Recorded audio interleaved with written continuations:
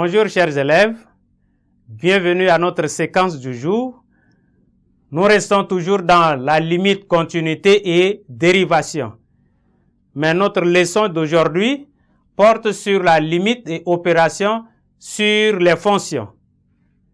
Je vous demande d'apprêter vos cahiers et vos stylos pour prendre bonne note. À la fin de ces cours, chacune et chacun de vous doit être capable d'utiliser les opérations pour déterminer les limites des fonctions. Nous parlons de la limite d'une fonction, de l'inverse, limite de l'inverse d'une fonction. Limite de l'inverse d'une fonction. Nous sommes dans la limite de l'inverse d'une fonction et nous prenons dans un tableau la limite de l'inverse de f de x. Alors, si la limite de f de x est égale à L, avec L un nombre réel non nul, avec L un nombre réel non nul, et la limite de 1 sur f de x est égale à 1 sur L. Et lorsque la limite de f en x0 vaut plus infini ou moins infini, alors la limite de 1 sur f de x en x0 vaut 0. Et lorsque la limite de f de x en x0 vaut 0, et avec f de x supérieur à 0, alors la limite de f de x de 1 sur f de x en x0 vaut plus infini. Et maintenant, si la limite de f en x0 vaut 0 et f de x est inférieur à 0, alors la limite de 1 sur f de x vaut moins infini. Nous passons à la limite du produit de deux fonctions. La limite, nous notons la limite du produit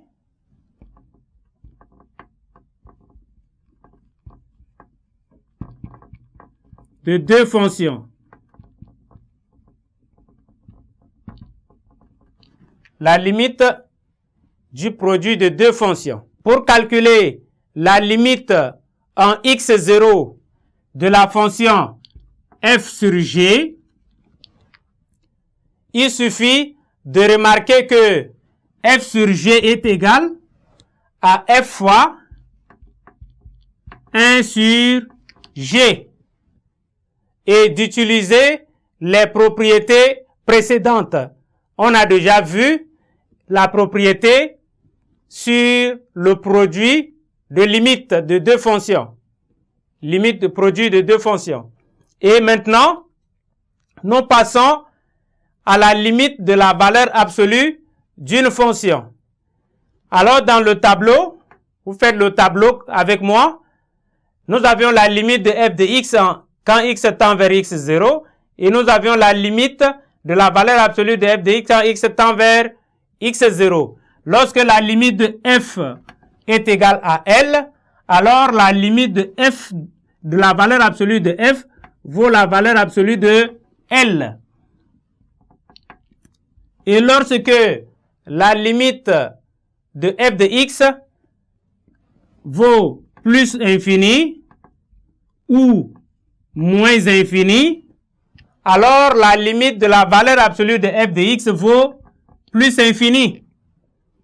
Et nous passons maintenant au dernier tableau, la limite de la racine carrée d'une fonction. Vous faites le tableau avec moi. Nous écrivons la limite de f de x quand x tend vers x0 et la limite de la racine carrée de f de x quand x tend vers x0. Lorsque la limite de f de x vaut L, lorsque L est avec L un nombre réel positif, alors la limite de la racine carrée de f de x vaut la racine carrée de L.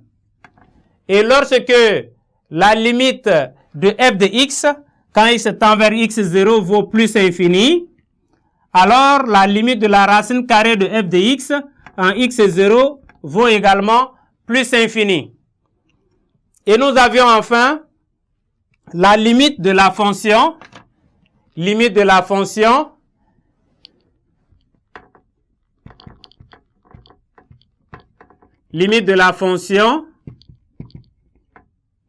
à tout x associe f de a de x plus b. Nous prenons en propriété. Vous notez en propriété. F est une fonction et x0 un nombre réel. U, une fonction définie. Sur x à tout x, on associe ax plus b. Est une fonction affine, non constante. Alors la fonction f de x à tout x associe f de ax plus b. Cette fonction admet une limite en x0 si et seulement si f admet une limite en ax0 plus b. Alors on note limite. On note donc limite de f de x. Quand x tend vers x0, c'est égal à la limite de ax plus b, ce qui donne ici la limite de f de u. Limite de f de u, quand x tend vers ax0 plus b. Voilà. En remarque, on peut retrouver cette formule. Il suffit de poser u est égal à ax plus b. Quand x tend vers x0, u tend vers ax0 plus b. U tendra vers ax0 plus b.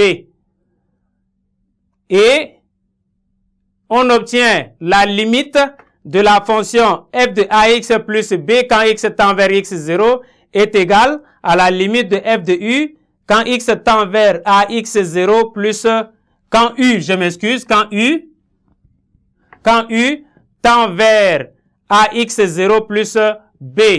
Merci chers élèves pour votre aimable attention et nous espérons vous revoir nombreux à la séquence prochaine.